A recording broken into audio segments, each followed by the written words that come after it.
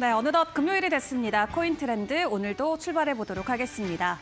일단 이번 주말은 부활절 휴일이 껴있기 때문에 뉴욕 증시는 오늘 증시는 휴장을 하게 됩니다. 때문에 변동성이 코인 시장으로 더 크게 몰릴 수가 있겠는데요. 일부 국가들은 다음 주 월요일까지 부활절 때문에 휴장을 이어가는 가운데 증시권 안에서의 변동성이 코인 시장을 어떻게 흔들지 일단 오늘의 시장 분위기부터 점검을 해보도록 하겠습니다. 전반적인 시가총액은 2조 6천억 달러 선을 지나가고 있죠. 어제 대비해서는 0.5%대 하락폭을 보이고 있고요. 24시간 거래량은 전일 대비 20% 하락한 600억 달러 선을 보여주고 있습니다. 그 가운데 투자자들의 투자 심리를 확인해 볼 수 있는 Fear and Greed 인덱스는 32점을 가리키고 있는데 이번 주에 한때 35점까지 올라갔었다가 지금은 살짝 후퇴한 모습을 보여주고 있고요. 알트코인 인덱스 같은 경우는 어제 15점에서 오늘은 1점 올라온 16점을 가리키고 있습니다.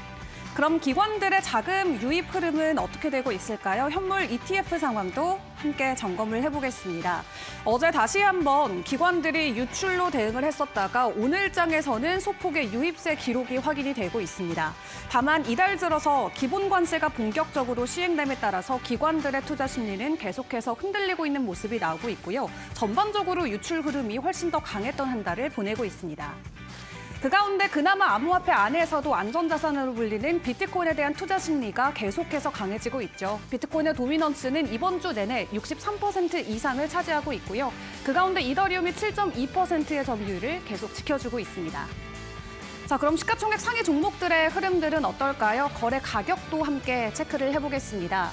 간밤 비트코인이 뉴욕 시간 기준으로는 85,000달러 선 위에를 다시 한번 상회해졌지만 현재 시각 기준으로는 84,500달러 선을 지나가면서 전일 대비 0.2%대 가격 하락을 보여주고 있습니다. 이더리움도 1,600달러 아래에서 지속적인 가격 횡보를 이어가고 있는데요. 전반적으로 코인 시장이 뚜렷한 가격 반등을 보이지 못한 채 계속해서 지지부진한 모습들이 보여지고 있습니다. 시총 상위주 안에서는 오늘 BNB와 차일링크만 살짝 강보합권에서 머물러 있고요. 다른 종목들은 1% 내외의 가격 하락을 보이고 있습니다. 그럼 오늘은 쉬어가는 뉴욕 증시지만 간밤 마무리됐던 시장 상황은 어떠했는지 뉴욕 증시 상황도 같이 점검을 해보시죠.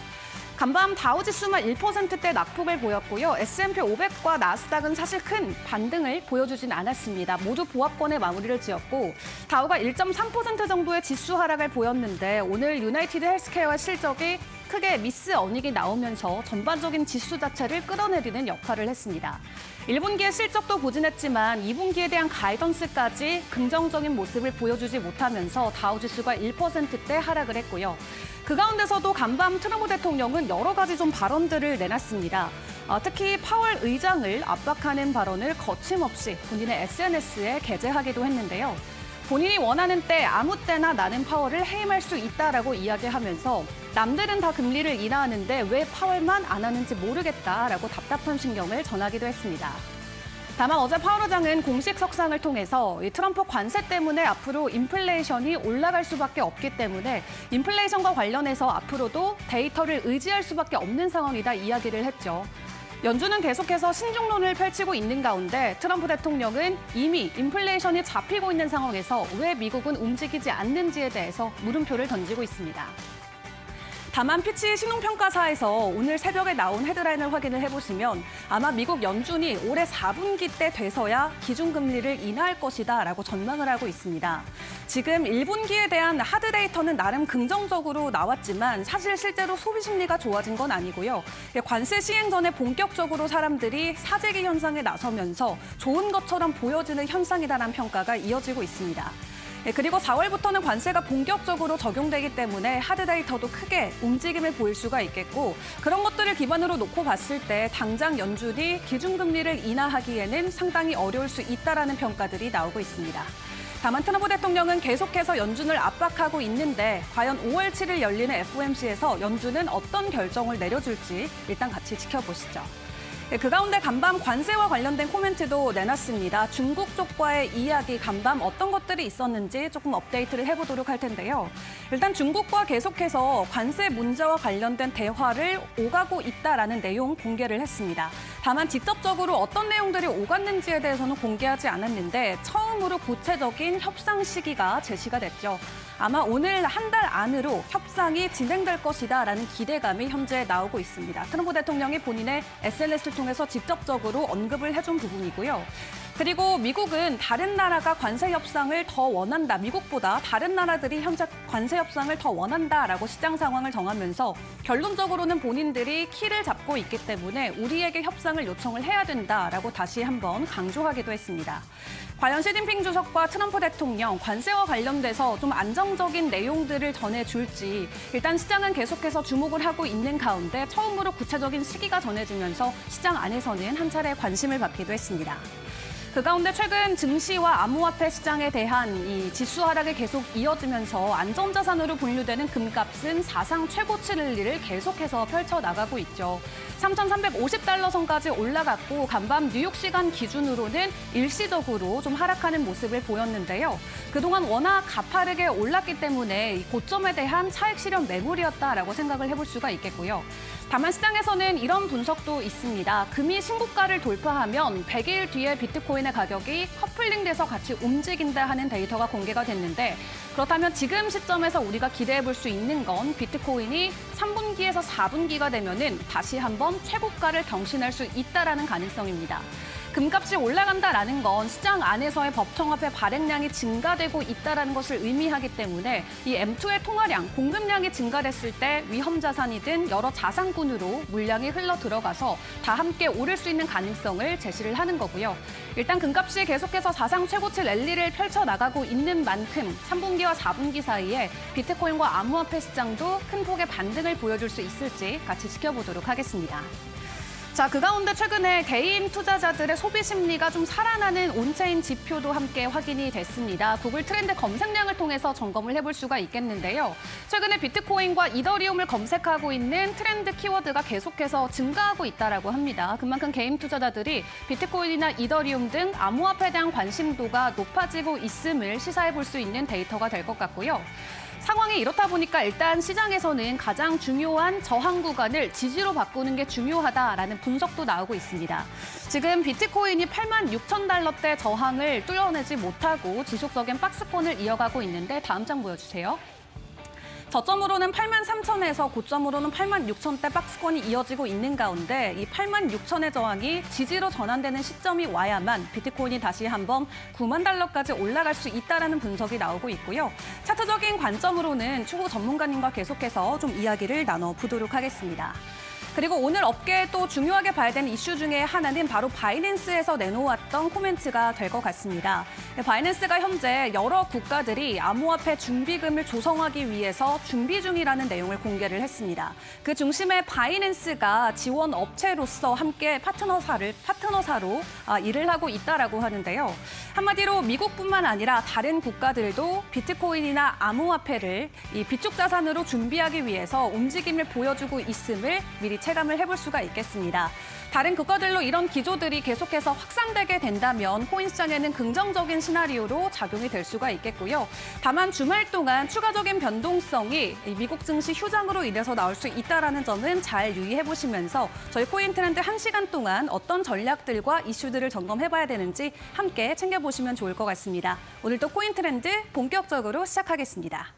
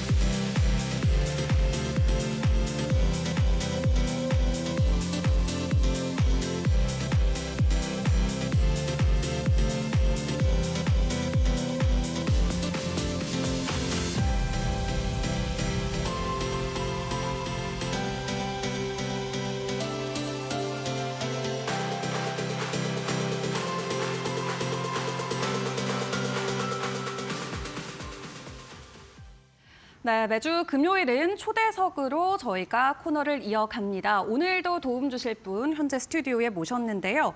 우리나라 최고의 리서치 업체 중 한 곳이죠. 쟁글 리서치에서 애널리스트 분이 출연해 주셨습니다. 최승호 애널리스트와 함께하겠습니다. 어서 오세요. 안녕하세요. 쟁글에서 리서치 애널리스트로 근무하고 있는 최승호라고 합니다. 반갑습니다. 네, 간단하게 애널리스트님 좀 이력이라던가 경력도 소개해 주시면 좋을 것 같은데요.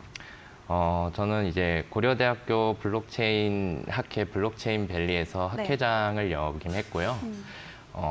그 역임하는 와중에 이제 쟁글이라는 이제 국내 최고 암호화폐 플랫폼 회사에 입사를 하게 되어서 현재 이제 애널리스트로 활동을 하고 있고 최근에는 이제 AI 에이전트 TF 팀이 또 결성이 되어서 거기 안에서 이제 에이전트를 또 기획하고 운영하고 있고 그런 상황입니다.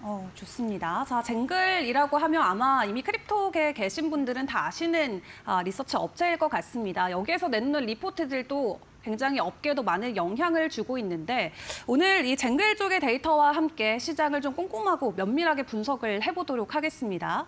일단 비트코인의 동향부터 좀 살펴봐야 될 것 같아요. 트럼프 대통령 취임하고 나서 사실 가격이 이렇다 할 만한 반등을 보여주고 있진 않습니다. 물론 뭐 코인 시장만 그런 건 아니고 전반적으로 증시 분위기가 모두 불안정한 상황이긴 한데 지금의 비트코인의 동향 좀 어떻게 보고 계실지도 궁금한데요. 네, 일단은 그 비트코인 동향 관련해서 제가 준비한 자료를 보면서 같이 얘기를 나누면 좋을 것 같은데요. 네.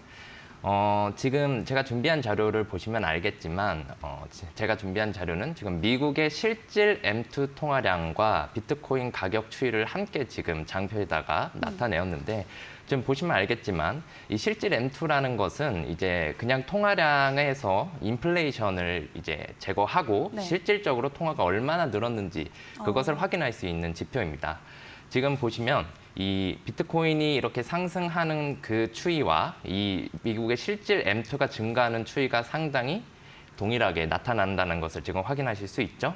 그래서 이 상황이 지속되다가 M2가 감소하면서 비트코인 가격이 감소하기 시작을 했고 지금 최근에 이제 보시면 알겠지만 ETF 출시하고 트럼프가 대통령에 당선이 되면서 그 관련 효과들이 지금 이렇게 나타나고 있는 것을 보실 수 있습니다. 여기서 중요한 건 M2가 현재 보시면 어떻죠? 지금 일정한 지금 큰 상승이 없이 네. 지금 일정한 수준을 유지하고 있는데 갑자기 비트코인이 이렇게 상승하는 모습을 확인을 할 수가 있는데요. 바로 이 부분에서 이제 ETF 효과와 트럼프 효과 덕분에 지금 한정적인 유동성 하에서도 비트코인 가격이 올라와 있음을 저희가 확인을 할 수 있습니다. 네, 보통 M2라고 하면 이제 통화량을 우리가 의미를 하고 비트코인 가격과의 상관관계를 놓고 봤을 때 M2가 보통 좀 선행하는 그런 모습을 보이죠. 그렇죠. 네, 그렇다면은 이 M2의 통화량의 공급량에 따라서 우리가 비트코인의 가격 추이까지도 좀 예측을 해볼 수 있는 그런 지표로도 생각을 해볼 수가 있을 것 같은데 사실 작년과 올해 가장 큰 차이점을 우리가 생각을 해보자면 작년부터 이제 기존 제도권의 ETF가 편입된 거를 생각을 해볼 수가 있을 것 같아요. 그래서 트럼프 대통령 취임 이후로 굉장히 우호적인 정책들도 시장에는 큰 도움이 되고 있지만 사실 ETF가 출시됨과 함께 기관들의 자금 유입을 기대하신 분들도 많이 계실 것 같거든요. 네. 최근 ETF 흐름은 어떻게 보고 계실까요? 이 최근 ETF 흐름도 준비된 장표를 확인하시면 네, 이제 ETF가 제도권에 편입이 되면서 이제 기관 자금이 많이 유입이 됐잖아요. 그래서 이제 그 어느 정도로 많이 유입이 됐고 어느 정도의 보유량이 늘었는지를 이 데이터를 통해서 확인하실 수 있는데요.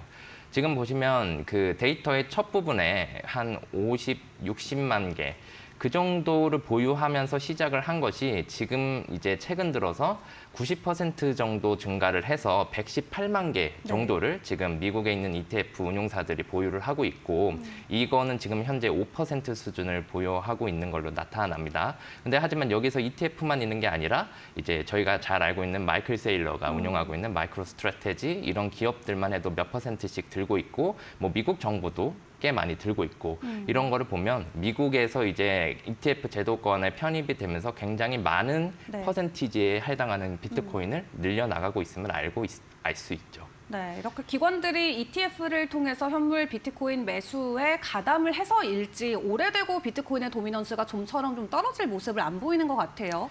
직전 사이클 때 비트코인의 도미넌스가 60점을 넘었던 경험이 사실 많지는 않은데 지금 비트코인의 도미넌스 상황을 놓고 보면은 거의 홀로 좀 독주하는 느낌을 받거든요. 어떻게 맞습니다. 보실까요? 사실 또 장표를 보시면 알겠지만 지금의 비트코인 도미넌스가 굉장히 60%를 넘어서 독주를 하고 있는 상황인데 네. 아까도 말씀드렸다시피 실제 렌트가 거의 변화가 없는 상황에서 한정적인 그런 유동성을 유지하고 있는데 네. 지금 비트코인 같은 경우는 이 트럼프 대통령이 또 공식적으로도 지지를 하고 있고 많은 이 제도권에 편입이 되면서 이러한 부분들이 반영이 되니 이 한정적인 유동성이 비트코인 위주로 들어가고 있음을 저희가 확인할 수 있는 것 같고요. 그러다 보니까 지금 이더리움이나 이제 알트코인의 그러한 비율이 굉장히 많이 떨어지는 것을 확인할 수 있죠. 네, 그렇습니다. 근데 사실 이더리움 같은 경우도 비트코인 ETF 승인되고 나서 얼마 뒤에 함께 승인이 됐는데 사실 이더 쪽의 ETF 자금 흐름은 조금 실망스럽다라는 평가도 많이 받고 있거든요. 이렇게 차이가 나는 이유는 뭐가 있을까요? 일단은 네.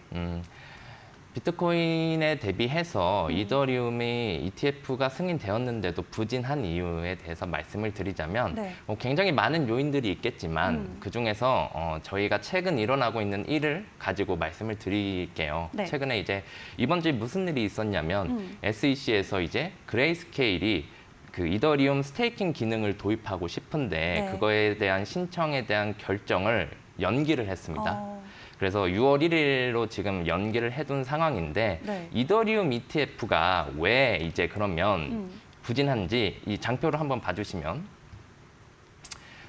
명확하게 이렇게 한 줄로 설명을 드린다면 네. 이더리움은 스테이킹이 가능하잖아요. 그렇죠. 근데 만약에 제가 ETF에다가 이더리움을 매수를 했다면 그렇게 되면은 지금 현재 네. 이 이더리움 ETF 같은 경우는 스테이킹 기능이 빠져 있기 때문에 그 추가적으로 뭐 2에서 5% 혹은 그 이상을 볼 수 있는 그런 네. 기회를 뺏기게 됩니다. 네. 그러면은 그냥 ETF가 아니라 내가 이더리움을 직접 사서 스테이킹을 하면 그만큼의 수익을 얻을 수 있는데 그렇죠. ETF를 매수한 사람들은 그만큼 무조건 손해를 보겠죠. 음. 그래서 여러 가지 요인들이 많겠지만 지금 저희가 볼 때 이더리움 ETF가 부진한 이유는 네. 지금 이렇게 스테이킹 스테이킹이. 기능이 빠져 있다라는 네. 사실. 그래서 지금 보시면 알겠지만 이 운용사들이 지금 죄다 신청을 다 해놨어요. 그쵸. 스테이킹 기능을 도입을 네. 해야 되기 때문에 네. 그래서 이런 것들을 보면 이 ETF가 부진한 것에 대해서 어느 정도 스테이킹이 없다라는 부분도 굉장히 크게 작용하고 있구나라고 네. 생각하실 수 있을 것 같습니다. 네, 어떻게 보면 이더리움의 가장 큰 매력이 이 이자율을 받아가는 투자 방식인 스테이킹이라는 구조인데 지금 현물 ETF에서는 그 스테이킹이 빠져 있는 상황입니다. 그렇기 때문에 기관들 입장에서 굳이 이더리움의 현물 ETF를 살 필요가 없는 상황에다 설명을 주셨고 사실 이제 SEC 수장의 교체 시기에 저희가 지금 와 있잖아요. 폴 애킨슨으로 이제 공식 지명이 됐고 아직 메인 SEC 사이트에 이름이 올라오진 않았지만 폴 애킨슨이 SEC 위원장을 맡게 된다면 스테이킹 출시도 충분히 가능한 일이다라고 좀 전망을 하실까요? 네, 지금 아시겠지만 저희 트럼프 대통령이 굉장히 강력한 의지를 갖고 있고 트럼프 가문도 그쵸. 이더리움 생태계에서 네. 굉장히 큰 역할들을 많이 하고 있고 뭐 실제 뭐 월드 리버티 파이낸스와 또 관련이 있고 하기 때문에 네.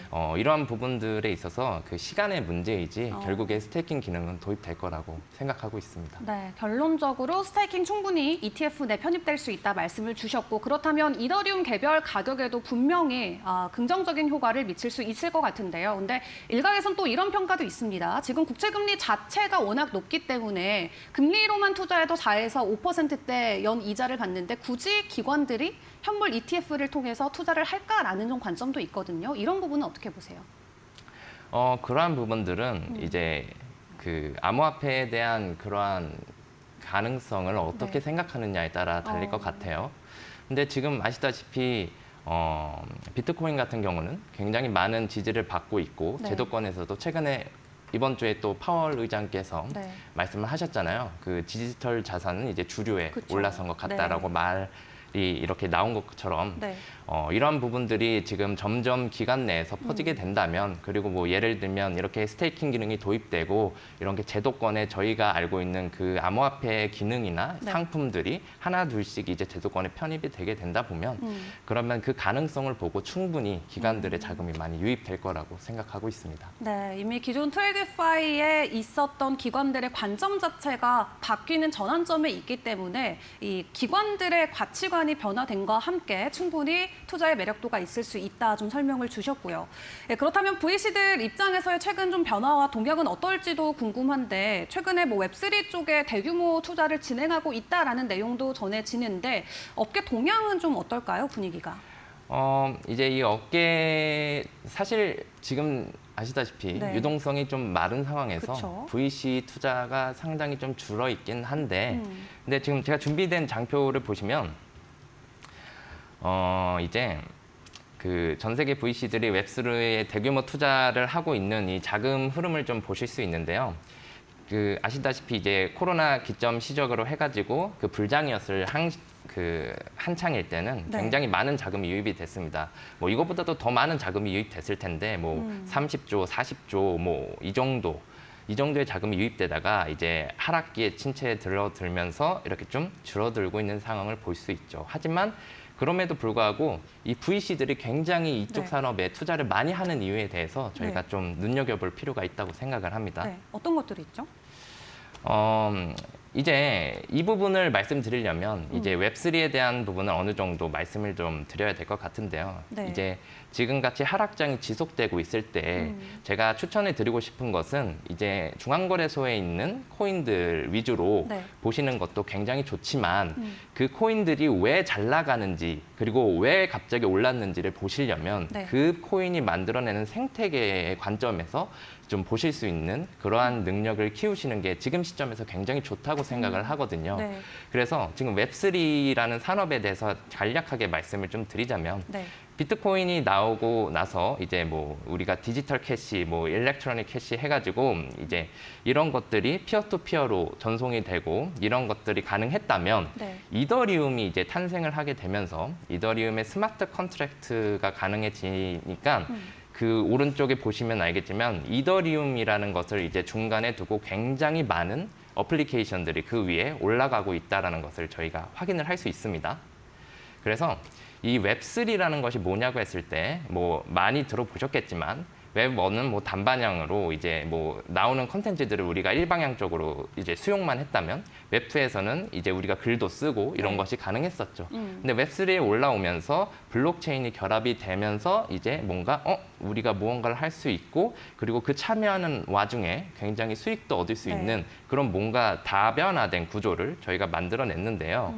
뭐 예를 들어서 유튜브의 지금 현재 시스템은 보시면 알겠지만 광고주가 이제 유튜브에다가 광고비를 내고 네. 그럼 시청자는 그것을 보고 그 광고비는 이제 구글만 이제 이렇게 벌어가는 구조였다면 이 웹3로 넘어오게 돼서 만약에 저희 쟁글이 뭐 쟁글튜브라는 것을 만들었다고 예를 들면 네. 이제 시청자는 단순하게 그냥 광고를 보고 그것에 대해서 그냥 시청만 하는 것이 아니라 이 광고를 봐주는 그러니까 우리의 제품을 사용해주는 이제 유저를 위해서도 광고 수익의 일부를 쉐어를 해준다는 네. 그런 좀 그러한 관점에서 웹3라는 산업은 기존에 있던 산업들과는 굉장히 다변화된 사업 구조를 짤 수 있다는 것을 저희가 확인할 수 있습니다.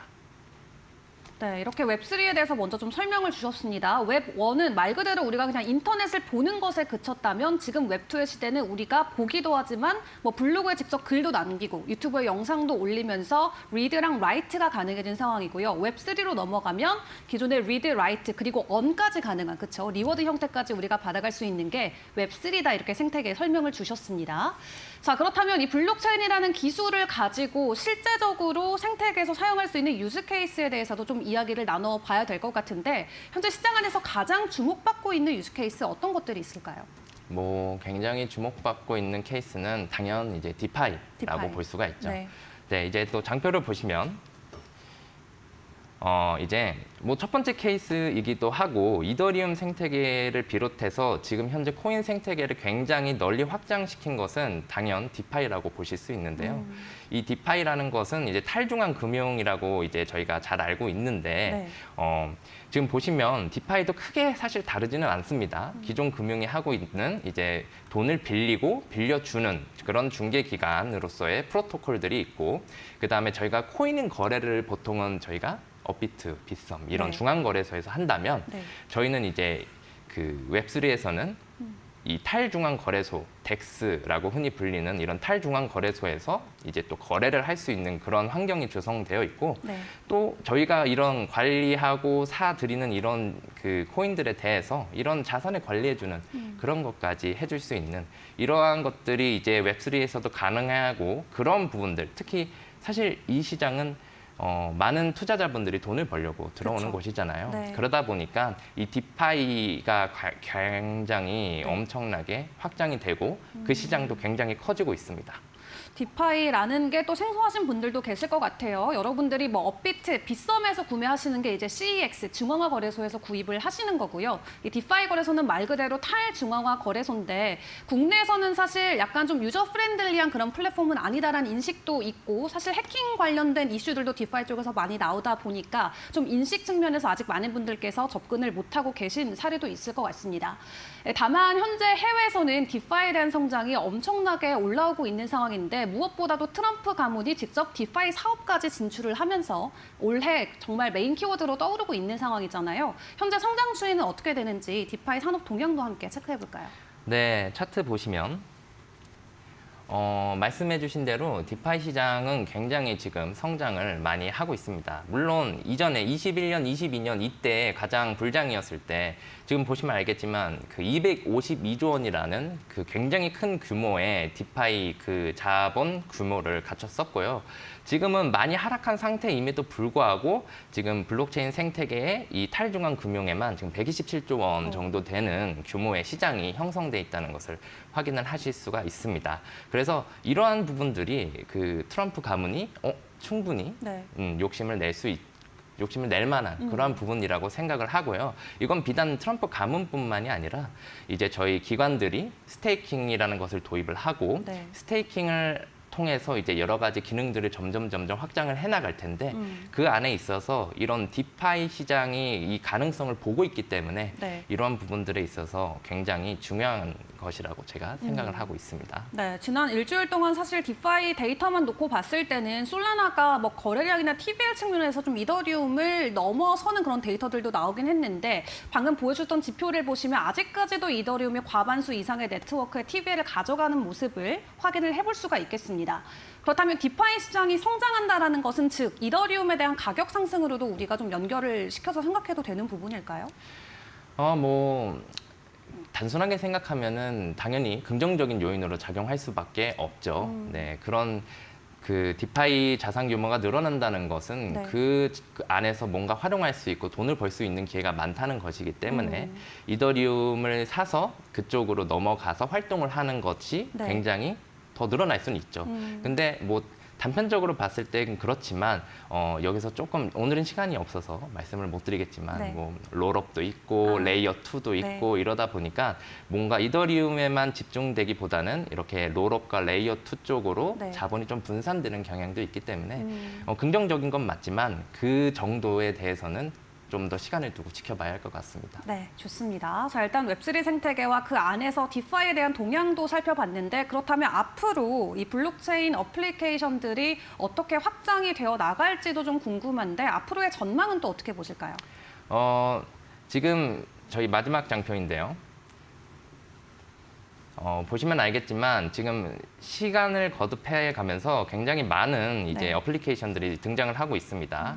이더리움 등장 이후에 디파이 썸머가 왔었고, 네. 그다음에 NFT나 P2E가 유행을 했었죠. 그래서 앞으로는 이제 게임과 그다음에 그 페이먼트, 그다음에 뭐 AI 관련된 탈중앙 AI 관련된 부분들도 있고요. 네. 뭐 소셜 관련해서도 소셜 활동을 하면은 수익을 주고 네. 나눠받는 이런 것들이 앞으로 다변화될 것으로 예상하고 있습니다. 네, 그렇다면 이제 뭐 게임 쪽이나 AI 쪽, 그리고 뭐 요즘 유행하고 있는 뭐 스토리지처럼 뭐 IP를 뭐 조금 해주는 거라던가 여러 가지 좀 부분으로 생각을 해볼 수가 있겠는데, 애널리스트님께서 좀 개인적으로 보는 올해 가장 유명한 섹터는 이 중에 어떤 게 있을지도 궁금한데요. 어떤 쪽 좀 보실까요? 제가 생각할 때 이번 연도는 저희 아시겠지만 네. 그 AI가 굉장히 핫하잖아요.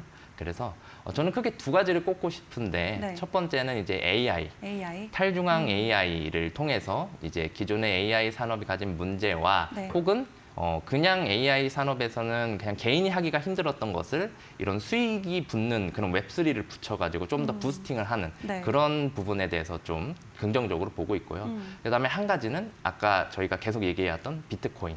이제 비트코인을 가지고 무언가를 해볼 수 없을까라는 논의들이 굉장히 많이 이루어지고 있어요. 네. 그래서 뭐 비트코인을 스테이킹을 해서 여러 가지 또 수익을 창출한다거나 이러한 부분들이 좀 유명해지고 있어서 비트코인 섹터와 AI 섹터를 좀 눈여겨보고 싶습니다. 알겠습니다. 비트코인 확장성이 올해 또 중요한 키워드가 될 것 같은데 사실 뭐 업계에서는 여러 가지 찬반 논란이 있습니다. 비트코인을 확장시켜야만 하는가에 대한 뭐 논란의 여지도 있지만 일단 비트코인과 AI 섹터 올해 좀 중점으로 보고 계시다 설명을 주셨고 이렇게 좀 여러 가지 산업에 대한 이야기를 해봤는데 사실 이런 정보들을 우리가 잘 선별하고 쉽게 이해하는 게 가장 중요하잖아요. 그렇죠. 시청자분들께서 이런 부분들 어디서 좀 체크를 해보면 좋을까요? 네. 그래서 저희가 지금 띄워놨는데요. 네. 저희 쟁글의 포탈이 있습니다. 쟁글 포탈에 오시면 이런 식으로 저희 리서치 올라오는 거 확인하실 수 있고요. 그다음에 최신 정보도 굉장히 이렇게 꾸준하게 올라오고 있어요. 이거 매일 올라오는데 지금 보시면 보통 정보들이 텔레그램 아니면 트위터를 통해서 많이 얻게 되잖아요. 네. 이런 부분들 중에서 많은 이제 정보의 홍수 그리고 노이즈가 있게 되는데 그런 것 중에서 저희가 굉장히 중요한 것들만 뽑아서 네. 이제 최신 정보를 올려드리고 있으니까 이런 부분들 참고해 주시면 좋을 것 같고요. 그다음에 저희 여기 이 귀여운 친구를 누르면 이제 저희 텔레그램 채널이 있어요. 네. 그래서 그냥 이 텔레그램 채널 들어가시면 알람도 나오기 때문에 그 알람 들으시면서 어떤 것이 중요한지 확인하시면 좋을 것 같습니다. 네, 보통 코인을 처음 투자하실 때 내가 어디서 정보를 얻어야 되는지 모르겠다라고 많이 혼란스러워 하십니다. 보통 텔레그램이나 트위터, X와 같은 플랫폼에서 정보를 얻곤 하는데 사실 그런 플랫폼들에서 나오는 정보들이 허위 정보도 사실 많이 섞여 있기 때문에 내가 선별하는 게 어렵다 하시는 분들은 이 리서치 기관인 쟁글의 사이트를 통해서 주요 일정들과 리서치 또 정보들까지 모두 만나보시면 투자에 큰 도움이 되실 것 같습니다. 자, 오늘 이렇게 애널리스트분 직접 스튜디오로 모셔서 산업에 대한 동향 함께 파악을 해봤습니다. 오늘 여기까지 함께 할게요. 도움 말씀 감사합니다. 네, 감사합니다.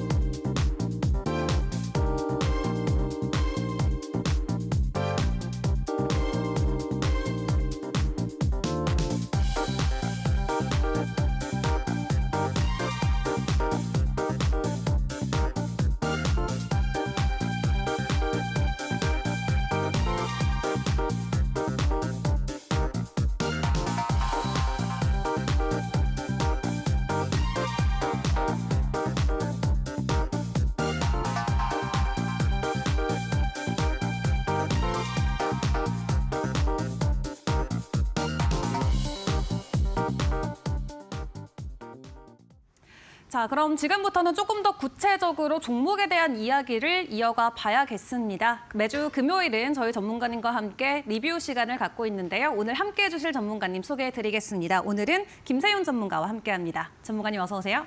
네, 안녕하세요. 네, 지난 한 주 동안 혹은 지금까지 전문가님과 방송에서 함께 나눠봤던 종목들 오늘 이 시점에서 다시 한번 점검을 해봐야 될 것 같습니다. 어떤 종목들이 준비가 돼 있을지 전문가님의 수익률 리뷰로 바로 이어가 보겠습니다. 네, 오늘은 이제 제가 기존에 방송을 하면서 관심 종목 혹은 히든 종목을 진행을 했었을 때 그 코인에 대해서 어떤 관점으로 진행을 했었고 어떤 기준으로 이익 실현을 나갔는지에 대해서 수익률에 대한 리뷰를 진행할 예정이고요. 제가 여러분들에게 항상 말씀드리는 게 있어요. 수익은 기준에서 나오고 저는 여러분들에게 기준을 설정해 드릴 거다. 이렇게 설명을 드리는데 오늘도 이제 제가 어떤 기준으로서 진입을 했고 어떤 기준으로 통해서 이익 실현을 진행을 했는지 하나씩 살펴볼 받도록 하겠습니다. 자, 먼저 첫 번째는 제가 그래가지고 어떤 식으로 진입을 했었고 어떤 식으로 이익 실현을 했을지 보다 여러분들은 어떤 승률을 가지고 어떤 수익률을 기록을 했느냐가 더 중요하시겠죠. 그래서 첫 번째부터 읊어보게 된다면은 저는 이제 3월 18일부터 시작을 해가지고 뭐 에이브, 이더리움, 오티미즘, 스택스, 뭐 UX링크, 페페 등 여러 가지 코인들을 진입을 했었고요. 총 승률이 이제 63.64%, 그 다음에 총 수익률 같은 경우에는 비중 10%로 진입을 했다는 가정하에 37.79%, 즉 37.8% 정도의 수익률을 기록을 하였습니다. 여러분들이 만약에 100만 원을 투자를 했다라고 한다면 38만 원 정도의 수익을 봤다. 1000만 원 1억으로 투자를 했다고 한다면 이제 383.800만 원 정도의 수익률을 기록을 했다라고 봐주시면 좋을 것 같습니다. 제가 여러 가지 이제 방송을 몇 년 동안 계속 하면서 여러분들을 이제 많은 상담들을 도와드렸었어요. 상담을 하면은 제일 많이 물어보는 것들이 뭐냐? 그래서 어느 구간에서 물을 타야 하고 어느 구간에서 신규 매수를 진입을 해야 되냐 등등을 많이 질문을 주셨습니다. 그래가지고 제가 여러분들에게 그 고민들을 듣고 상담을 하고 그러면서 깨달은 게 하나가 있어요. 여기가 여러분들에게 상승 추세에서 사라. 그리고 저항이나 지지 구간, 저항 구간을 돌파할 때 사라. 지지 구간에서 지지를 받아줄 때 사라. 그리고 고점 신호, 저점 신호가 등장을 해줄 때 매수 포인트를 잡아라. 매도 포인트를 잡아라라고 계속해서 설명을 드렸었어요. 근데 많은 분들이 제가 이 영상을 시청하시는 분들이 얼마만큼의 기술적 분석에 대한 지식이 있는지는 모르겠지만 제가 상담을 했었던 많은 분들은 상승 추세, 하락 추세, 돌파 구간을 돌파하는지 지지 구간을 이탈하는지 등등의 유무를 잘 몰라요. 그래서 제가 몇 년 동안 계속해서 이 고민 상담 같은 것들을 도와드리면서 깨달은 게 있습니다. 저 같은 사람들은 잘 볼 수 있어요. 전문가들은 당연히 기술적 분석에 대해서 통달해 있겠죠. 근데 이 방송을 보고 시청하시는 분들 혹은 코인 매매, 투자에 대해서 처음 하시는 경험을 갖고 계시는 분들은 잘 모르신다 이거예요. 근데 그분들이 상승 추세에 대해서 공부를 하고 하락 추세에 대해서 공부를 하는 사람들도 별로 없어요. 그래서 저는 이 사람들이 누구나 알기 쉽게 옆집 할머니, 이웃집 뭐 아저씨, 아랫집 아주머니 전부 다 알 수 있게 편하게 이 신호등 지표라는 걸 만들었고요. 신호등 지표는 어떤 거를 알 수가 있냐. 뭐 상승 추세 채널 그리고 매물대 그리고 이동평균선 확인하고 이런 거 모르셔도 됩니다. 그냥 신호등 하면 여러분들 뭐가 떠오르죠? 초록불, 노란불, 빨간불 떠오르죠. 초록불 이제 직진하는 구간 이제 상승 추세. 초록 구간에 있으면은 가격이 올라간다. 상승 추세다. 노란색 구간은 여러분들이 이제 멈춰서야 되는 구간이잖아요. 따라서 노란 구간은 비추세 구간이다. 상승이나 하락 추세라기보다는 가격이 횡보 혹은 비추세 구간이다라고 봐주시면 되겠고요. 빨간불 구간 여러분들 멈춰 서 있으시잖아요. 하락 추세. 강한 하락 추세 구간이다라고 설명이 가능하겠습니다. 그럼 여러분들은 간단해요. 이 신호등 지표의 초록 구간에 위치해 있을 때 강한 상승 추세가 진행되고 있을 때 어디서 사냐? 매수 신호가 등장을 했을 때 매수 신호를 보고 진입을 하시면 되고요. 매수 신호 이후에 매도 신호가 등장을 한다. 그렇다면은 매도 신호가 등장을 했을 때 이익 실현을 하면 된다라는 겁니다. 제가 뭐 상승 추세 중에서 사라. 뭐 22동 평균선 위에 있을 때 가격이 242동 평균선보다 가격이 위에 있을 때 이렇게 얘기를 하면은 많은 분들이 알아먹지를 못해요. 이 이동 평균선이 뭐냐? MA. 무빙 에버리지. 근데 MA만 있느냐? SMA 있고 EMA 있고 뭐 단순 이동 평균선, 지수 이동 평균선 여러 가지 이동 평균선들이 많아요. 여러분들 그거 아는 사람 별로 없으실 거예요. 그리고 여러분들은 이 이동 평균선 뭐 보조 지표, MACD, RSI 뭐 여러 가지 기타 보조 지표들 아실 필요가 없습니다. 그냥 신호등 지표에서 초록 구간에 강한 상승 추세 구간에서 매수 신호가 등장을 해줄 때 이 구간에서만 진입을 하시면 된다라는 거예요.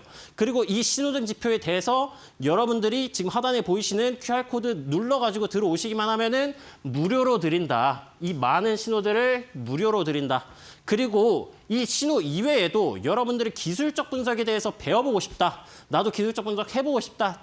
작도, 채널 그리고 매물대 그리고 지지저항 이런 거 매매 기법을 할 때 써먹고 싶다. 왜? 코인뿐만 아니라 주식에서도 써먹을 수가 있으니까 그런 분들을 위해서도 들어오셔가지고 저희한테 문의를 해주시면은 바로 차트 무료 강의도 진행하고 있으니까 많이 들어와 주시고요. 제가 3월 18일에 분석을 했었던 이더리움이란 관심 종목을 이제 하나하나씩 짚어볼까 해요. 해당 당시 방송에서는 삼각수렴 혹은 상승 반전형 패턴인 어센딩 트라이앵글 패턴 혹은 삼각수렴의 상단 구간을 돌파를 시도하는 모습이었기 때문에 이 수렴 상단 구간, 응축 구간의 상단 구간을 돌파를 하게 되면은 추가적인 상승이 나와줄 가능성이 높겠다라고 분석을 해드렸었고요. 실제로 진입가 구간을 어센딩 상단 트라이앵글 패턴의 상단 매물대 구간을 돌파하는 시점인 이 구간으로 여러분들에게 설명해 드렸었습니다. 돌파를 하고 가격이 계속해서 올라가요. 올라가다가 급등이 나와주었기 때문에 단기 조정의 형태로 가격이 진행이 되고요. 단기 조정이 나와줬으나 이전 매물대 돌파하는 시점 구간에서 재차 반등, 가격이 추가적으로 올라가 줍니다. 그 구간에서 제가 설정을 해드렸었던 310만 원 가로줄 구간을 딱 터치를 해주고요. 터치 이후 마법같이 가격이 하락 쪽으로 빠져주게 됩니다. 제가 여러분들에게 설명을 드릴 수 있는 거는 1차적인 목표가, 단기적인 목표가에 대해서 설명을 해드릴 수가 있겠고요. 단기적인 목표가를 돌파하면 어디까지 봐야 되죠? 그 다음 목표가 10만 원 돌파했으면은 이익 보존가 10만 원 걸고 12만 원, 15만 원, 20만 원까지 봐야 될 거 아닙니까, 여러분들? 그것들에 대해서 짚어드리고요. 방송 시간에 대해서는 한정되어 있기 때문에 방송에서는 1차 목표가 혹은 2차 목표가 정도까지만 여러분들에게 설명을 해드려요. 그럼 3차 목표가, 4차 목표가 이후에 추가적인 대응, AS 같은 건 어디에서 진행이 가능하냐? 여러분이 QR코드를 찍고 들어오시는 네이버 밴드에서 설명이 가능하다라는 점 참고해 주시면 되겠고요. 실제로 목표가 구간이었던 이더리움 기준 310만 원 선을 터치를 하고 플러스 7.45%의 수익률을 달성을 하였습니다.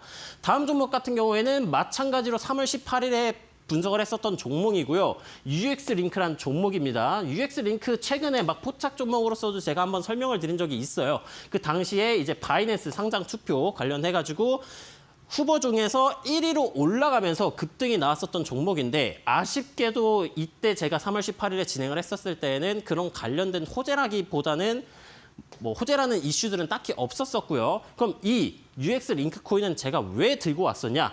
당시에 가격이 진행 중이었던 모습을 보았을 때 저희 신호등 지표를 보게 된다면 제가 아까 신호등 지표에서는 초록색 구간에서 이제 매수 신호가 등장을 할 때 이제 진입을 하셔라라고 설명을 드렸었어요. 근데 이 신호 같은 경우에는 태풍 신호 같은 경우에는 추세 반전 신호입니다. 신호가 초록색 구간에서도 나올 일이 있긴 하지만 거의 없고 대부분 빨간 구간이라던가 노란 구간에서 나와요. 가격이 빨간 구간에만 있다라고 하더라도 가격이 계속해서 무한정으로 떨어지진 않아요. 여러분들이 이제 가격이 떨어졌을 때 하락 추세에서 가격 반등이 아예 안 나오지 않느냐? 그건 아니잖아요. 하락 추세에서도 반등이 나오고요. 상승 추세에서도 조정이 나와줍니다. 그래서 이 빨간 구간에서 태풍 신호, 추세 반전 신호가 등장을 해주고 저항 구간을 상방으로 돌파를 해주었을 때 돌파 이후 매물대 구간을 돌파하였을 때 이제 지금 진입 구간에서 한번 매집을 노려볼 수가 있겠구나라고 생각을 했었고요. 신호등 지표 이외에도 작도 관점을 보시게 되면은 현재 가격은 상승 추세를 띠고 있는 모습이에요. 상승 추세를 띠고 있고 태풍 신호가 등장을 해 주었을 때가 이쪽 구간이었는데 지금은 돌파를 해주고 상승 채널의 상단부 구간을 리테스트하는 시점이 나와 주었습니다. 그럼 이 구간에서 매수 관점을 갖고 이 상승 채널 상단 추세선, 지지를 받아주고 있는 선을 가격이 지켜주게 된다면은 이 추세선을 이탈하지 않는 한 가격은 위로 갈 가능성이 높다라는 얘기예요. 상승 추세선이 뭐냐? 저점과 저점을 혹은 고점과 고점을 연결을 해주는 추세선인데 그 선을 이탈하지 않는다면은 가격은 계속해서 타고 가는 움직임이 나와주겠죠. 그렇다면은 이 추세선을 홀딩 기준 혹은 진입 시점의 기준으로서 사용을 할 수가 있다는 얘기입니다. 그리고 이 진입 이후 목표가 부근을 정확하게 터치를 해줬다라고 봐주시면 될 것 같고요. 실제로 어떤 식으로 가격이 움직여주는지 확대해서 살펴보도록 할게요. 방금 제가 매집했었던 구간, 상승 채널 상단부 구간을 리테스트하는 시점이 이 구간이었고요. 이 돌파를 해주고 진입하고 터치해주고 반등 나와주고 상승 반전형 캔들 패턴이 등장을 했어요. 상승 장악형 캔들 패턴 혹은 망치형이라고 부를 수 있는 캔들 패턴이 등장을 해 주었고요. 그 이후에 가격 상승이 나와 주었고 이전 전고점 매물대 구간이라고 볼 수 있는 830원에 대해서 여러분들에게 목표가를 설정을 해드렸습니다. 이 목표가 부근 정확하게 830원이었는데 831원 정도까지 터치를 해주고 가격이 어떻게 됐죠? 크게 빠져주었죠. 이런 거는 근데 이제 여러분들 저같이 이제 기술적 분석을 많이 진행을 했고 많은 경험이 있었기 때문에 이렇게 귀신 같은 목표가를 여러분들에게 제시를 해드릴 수 있는 거예요. 근데 여러분들은 이런 식으로 목표가 세팅을 하더라도 대부분 이렇게 살짝 안 찍고 내려가거나 그런 경우의 수들이 많을 겁니다. 그래서 여러분들은 이렇게 디테일하게 기술적 분석에 대해서 잡을 필요는 없겠고요. 어떻게 매매를 하느냐? 아까 제가 설명드렸잖아요. 그냥 초록색 구간 상승 추세에서 매수 신호가 등장을 해줄 때 사시기만 하셔도 높은 수익률을 기록하실 수 있다. 따라서 지금 영상 하단에 보이는 QR코드 찍으셔서 들어오신 다음에 제가 뭐 돈 받고 파는 거 아니에요. 뭐 한 달에 10만 원 아니면 지표 하나에 뭐 5만 원 이렇게 팔아먹지 않습니다. 100% 무료로 진행을 하고 있으니까 들어오셔서 속는셈 치고 지표 한번 받아보셔서 사용을 해보셨으면 좋겠고요. US 링크 같은 경우에는 이 830원 목표가 구간을 터치를 해줌에 따라서 수익률 13.39%, 13.4%에 가까운 수익률을 기록을 했다라고 봐주시면 되겠습니다. 히든 종목 같은 경우에는 제가 여러분들 이 방송상에서 왜 히든이겠어요? 당연히 숨겨져 있으니까 히든이겠죠. 이 방송 보시고 방송을 시청하시는 분들에게는 정확한 진입가, 목표가, 손절가를 세팅해드리지 않아요. 이 방송 보시고 QR코드 찍고 들어오시는 분들에게만 히든 종목 저희 네이버 밴드에 방송 전에 다 세팅을 해놔서 올려드리니까 이 점 참고해 주시면 좋을 것 같고요. 자, 마지막 종목으로 넘어가 보도록 하겠습니다. 3월 20일에 이제 히든 종목으로서 여러분들에게 소개를 해드렸었던 페페라는 코인이고요. 페페 이제 밈 쪽에서 도지코인과 같이 굉장히 유명한 코인이다라고 봐주시면 될 것 같습니다. 이 당시에서는 어떤 분석을 사용을 했었냐? 헤드앤숄더라는 패턴 들어보신 적 있을 거예요. 쌍봉가 대표적으로 볼 수 있는 하락 반정형 패턴인데요. 현재 페페 같은 경우에는 역 헤드앤숄더라고 하는 헤드앤숄더 같은 경우 이제 왼쪽 어깨 그려주고요. 몸통 그리고 오른쪽 어깨를 그리고 이 어깨, 머리, 그다음에 오른쪽 어깨가 있으면은 이 목 부분이 있겠죠. 이 구간을 이탈을 하면은 하락 반전 패턴이 완성된다라고 해요. 그리고 그 목 부분 구간을 넥라인이라고 부르고요. 근데 이 역 헤드앤숄더는 어떻게 생겼나? 헤드앤숄더를 반대로 뒤집어 놓으면은 위쪽으로 있는 걸 아래쪽으로 뒤집어 놓으면은 역 헤드앤숄더 패턴이라고 부릅니다. 이 역 헤드앤숄더 패턴 왼쪽 어깨 그려주고요, 몸통 있고요. 그 다음에 오른쪽 어깨 그려주고요. 이 넥라인 구간을 돌파하려면은 상승 반전형 패턴, 역 헤드앤숄더 패턴이 완성됐다라고 봐줄 수가 있어요. 그럼 역 헤드앤숄더를 저는 돌파한 이후에도 매집을 할 수가 있었겠지만 이 돌파하기 직전에 보조지표의 반향성을 통해서 상승으로의 돌파 가능성이 굉장히 높겠구나라고 생각을 해서 이 구간에서 여러분들에게 진입 타점을 잡아드렸었고요. 실제로 진입을 한 이후에 가격이 추가적인 상승이 나와줍니다. 근데 이 상단 구간까지 봐줬으면 좋았겠지만 저는 단기 관점으로서 여러분들에게 설명을 드리기에 이 동그라미를 친 부분, 이 부분에서 이익 실현을 진행을 하였고요. 지금 보시면은 차트가 급등이 나와준 이후에 사각형 박스권 형태로서 가격이 응축이 진행이 되고 있는 모습을 체크를 해볼 수가 있어요. 그럼 이 응축 구간을 상방으로 돌파를 하면은 어디까지 간다? 그 다음 매물대까지 올라간다는 얘기예요. 근데 이런 얘기들을 여러분들에게 방송상에서 설명을 해드리기에는 시간이 부족하다.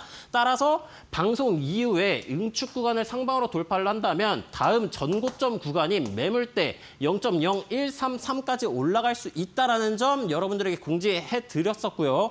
이 공지를 참여하고 확인을 하신 분들께서는 12.04%의 수익만이 아니라 26.48%의 수익까지 보실 수 있었다는 점으로 오늘 수익률 리뷰는 여기서 마쳐보도록 하겠습니다. 네, 그동안 전문가님과 함께 진행했던 여러 코인에 대한 리뷰 한 번에 모두 만나봤습니다. 추가적인 전략과 대응 방법 더 궁금하신 분들이 있으면 하단에 나가고 있는 QR코드 기본 카메라 어플 켜신 다음에 스캔하시고 링크 클릭하셔서 입장하시면 될 것 같고요. 종목에 대한 리뷰뿐만 아니라 매일매일 비트코인의 차트 분석이라던가 또 업계 동향, 이슈, 또 시장 파악까지도 모두 해보실 수 있기 때문에 함께 들어오셔서 투자에 대한 공부 이어가 보시면 좋을 것 같습니다. 무엇보다도 전문가님이 계속해서 언급을 해주셨던 이 신호등 지표 또한 만나보실 수 있으니까요. 빨리 입장을 해주시면 좋겠습니다. 그럼 오늘 전문가님과 도움 말씀은 여기까지 함께 해보겠습니다. 수고 많으셨습니다. 네, 부활절 휴장으로 다음 주 월요일까지 증시의 변동성이 급격하게 줄어들겠습니다. 그만큼 코인 시장에 대한 변동성이 커질 수도 있겠는데요. 이 부분 주의하시면서 여러분들 투자 이어가시고요. 저희는 다음 주 월요일에 다시 찾아뵙고 인사드리겠습니다. 오늘도 함께해 주신 여러분 고맙습니다.